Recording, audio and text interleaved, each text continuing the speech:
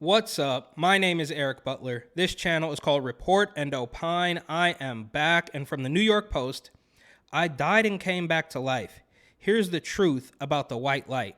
So I don't know if one man's personal experience can be considered the truth about the white light, but they say, a man who died before being miraculously revived by doctors is speaking out about his incredible experience in the afterlife. Kevin Hill's heart stopped beating for several minutes following complications from a heart valve operation last year.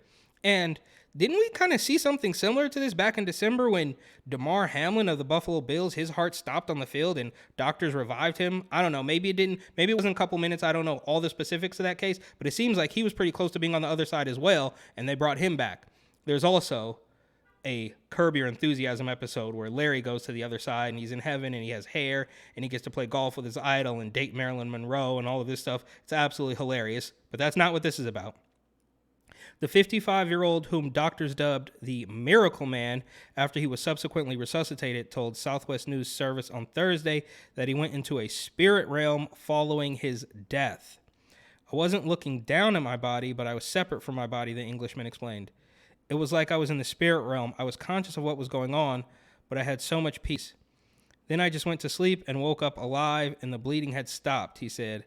I knew it wasn't my time to die. Wow, okay, I mean, got to take his word for it, I guess. Hill told the publication that he didn't see a bright light and there was no indication that he was heading to heaven. However, he described the overall experience as peaceful.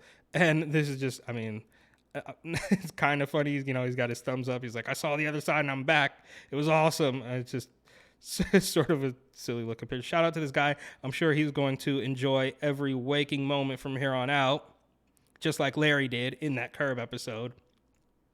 Hill's health battle began back in the summer of 2021 when his legs started to swell up due to excess water retention. Ooh.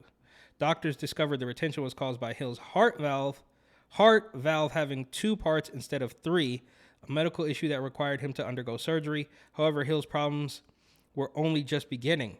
After the procedure, the Brit contracted I don't know what that is, a serious uncommon disease in which calcium accumulates in small blood vessels of the fat and skin tissues, according to the Mayo Clinic.